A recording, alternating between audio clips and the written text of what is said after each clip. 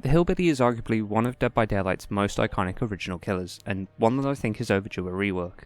He released way back with the original version of the game in 2016 to great popularity. This killer had a lethal kit and a high skill ceiling, making chases fun and intense for both sides, all of which was made better by a plethora of superb add-ons. This made him a top performing killer, and one that Behaviour decided to target with a nerf. This came in the form of the July 2020 rework, in which Behaviour introduced an overheat system and reworked the majority of his add-ons. I think it's fair to say that since this update, his popularity has fallen off significantly. Today I want to present some ideas for changes that could be made to the Hillbilly in order to improve his accessibility, performance and add-on selection, all in an attempt to reignite the enthusiasm that Dead by Daylight's fanbase once had for this killer. Starting with the first issue that many new players will encounter: accessibility. I think it'd be an uncontroversial statement to say that the Hillbilly is the hardest killer to play in the entire game, that is, if you want to make full use of his kit. Anyone can sprint around the map with the chainsaw and just play him as an M1 killer, but if you want to hit the big leagues and curve, you will need an immense amount of practice. This can lead to a really frustrating experience as you just keep throwing games continuously trying to practice curves. I have some ideas for making his gameplay a little easier on newer players without removing the high skill ceiling that makes him so popular with the veteran Billy players. The first change I'd suggest is that a chainsaw sprint shouldn't automatically start after the chainsaw is fully charged. Instead, same as the likes of Wesker, it should require an input after being fully charged in order to initiate the sprint. This would completely remove the need for a Hillbilly to feather the chainsaw. I think that the system would be far more user friendly than the current system without removing the skill needed to actually curve. At the moment, a Hillbilly in chase has to consider their position, the survivor's position, locations of potential curves, if add-ons are impacting those potential curves, and the mechanical inputs required for them to successfully curve. Feathering is just another thing for players to think about, and at most times it distracts you from what's happening in the actual chase. By removing the need to feather the chainsaw, new and experienced players can focus more on curving and are less likely to make simple mistakes. The next change I'd suggest, again in line with the likes of Wesker, is that cancelling a chainsaw charge should happen by letting go of the power button and forcing a standard cooldown animation, rather than waiting for the charge bar to entirely regress. In some instances, newer Billy players are likely to rev their chainsaw in weird spots just to see if they can curve here or there. Most of the time the answer is no, they can't. So now they have to wait 2.5 seconds for the chainsaw to be put away.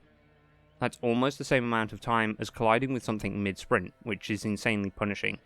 If there was a standard animation for putting away the chainsaw, it'd be a lot less punishing for players just trying to experiment and learn curving locations. Finally, in this set of changes, I'd say that the overheat system needs reworking. At the moment, it punishes the killer for using the chainsaw as a traversal tool. This is the less powerful part of his kit, and a thing that newer players are going to do more often, which means you're punishing the less experienced players even more. Rather than punishing a regular playstyle, I think overheat should instead be used to punish camping. Working off of the new charge system suggested, make it so that when the chainsaw is fully charged, the overheat meter activates. Now it will fill over 10 seconds, and at the end the chainsaw will overheat. Now the killer has 10 seconds to launch the sprint or cancel it. Either way, this stops the chainsaw being held at full charge and used to very effectively camp, which is a boring playstyle. The next set of changes are aimed at buffing Billy. Yes, buff. Now, dear viewer, I can already hear you ask, why buff Billy? He already falls within the A to C bracket on a tier list, surely he doesn't need buffing. Yeah, but I think some small buffs would help him in a number of ways. Think about this. The Hillbilly is the hardest killer to play in the entire game, yet his performance is comparable to Bubba, one of the easiest killers to play. Think about that for a moment. It can take up to several hundred hours to learn this killer, and you're given, what, average performance? I think if any killer deserves a top tier performance, same as Huntress and Wesker, it's our dear Billy. Also, when playing Billy at certain levels, you kinda need certain add-ons. It's never fun when you have to take a certain add-on, so we're improving some base kit stats and then reducing the potency of the add-ons so that it's no longer a requirement. The first buff I'd suggest is an increase to the sprint speed by 10%, taking his speed from 230% to 240%. I'd argue this is necessary to remove the need to use the Doom engravings at a higher level, but I've only increased the speed by 10% as opposed to 15 or 20, because the time taken to charge the chainsaw hasn't increased. Next, I suggest that his turn rate after the curve window should be increased by 15%. This would take it from 32 degrees per second to approximately 37. Whilst not a huge buff, it would help slightly with map traversal. Always nice considering recent map design sees Behaviour litter the environment with lots of stuff that just gets in the way. The final buff I'd suggest is reducing the stun duration when you run into a wall, box or them trees on Macmillan maps by 0.75 seconds. That'd take a standard stun duration down from 3 seconds to 2.25 seconds. Reducing the stun duration would be another great way to improve accessibility. At the moment, stuns happen, mostly, to newer players.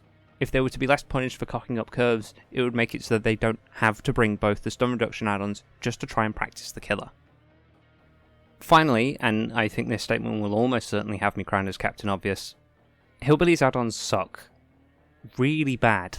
He, in fact, makes up a third of, as I call it, the Unholy Trinity, alongside Pyramid Head and Freddy.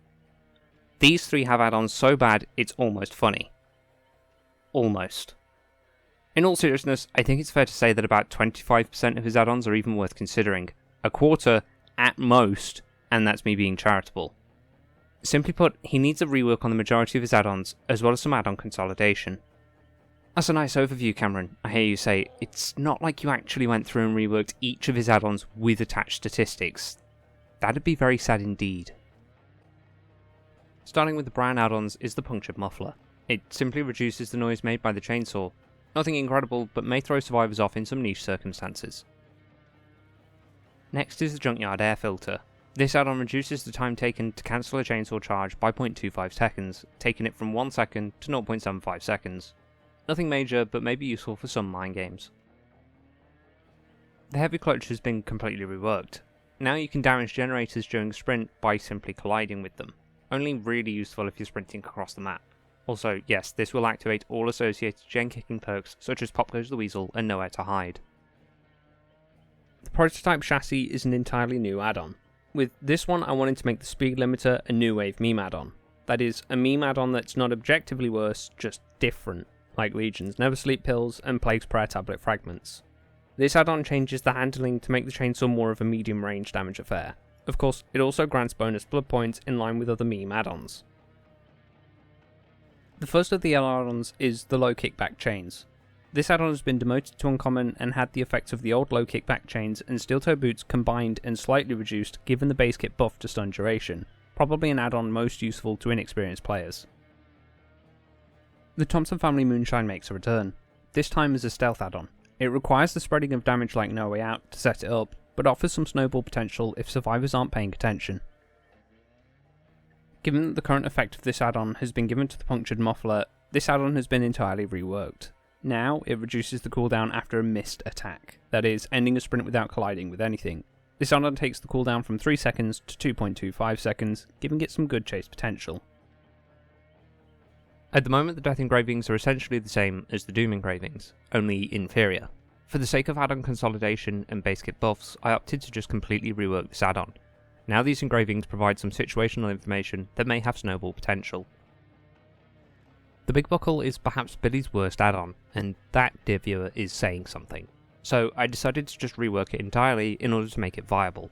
Now it increases movement speed while revving the chainsaw from 3.68 meters per second to 3.86. For context, that is the current movement speed while revving increased to the Trickster's movement speed while holding his knives out. Essentially, while you'll still be giving the survivors distance while revving, the distance given is now less. The first of the green add-ons is the Mother's Helpers. At the moment this add-on needs enduring in order to be useful. With the rework, the chainsaw will now be pulled back out at its previous charge level after the pallet stun is over. While this will definitely have synergy with enduring, it's no longer needed just to make the add-on useful. A simple add-on that mimics the effect of many other add-ons.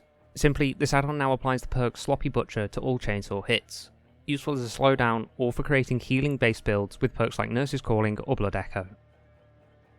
The Leafy Mash has had a small buff just to improve its snowball potential.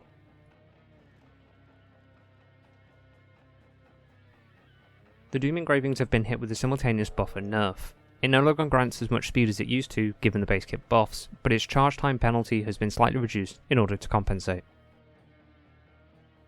The tuned carburetor has now dropped down to being rare, and doesn't make you feel like Burger King Billy anymore, which is nice. The grease has now jumped up to the very rare category, and been reworked to an aura reading add-on. Now it's going to help with mind games mid-chase and improve tracking during sprints. The spike boots have been buffed and nerfed. The turning effect has been reduced given the base kit buffs, but the increased stun duration has also been removed. It was way too punishing given that the add-on is mostly used for Drift King Billy. The Pighouse gloves have been completely reworked into an information based add-on. Now it kinda mimics Tinkerer by telling you which generators are past 50% progress. The low pro chains are one of only 2 add-ons to go untouched here. Nothing has changed because it's already a really good add-on. The Apex Muffler is the other add-on to remain untouched. With the right build, this add-on is monstrous. The Iridescent Brick has been fully reworked. Now it provides some slowdown when you down survivors with the chainsaw. As said before, the goal with this add-on pass is to consolidate some add-on effects and buff the weaker add-ons that Billy has. Overall, given the base kit buffs, I wanted to make the add-ons similar to Wesker's small, subtle buffs that aren't too oppressive, but still noticeably useful. That's it for this one. These are all the suggestions I have for improving Billy's current weaknesses as I see them. Let me know what you think. Leave a comment, send an email, make a forum post and send a link. Whatever your ideas are, I want to hear them. I don't make this video to declare my ideas as gospel, I just hope to maybe inspire some conversations. By discussing our ideas and putting them together, we can get that bit closer to making DBD the best version of itself. Thank you very much for watching, dear viewer, and I hope to see you in the next one.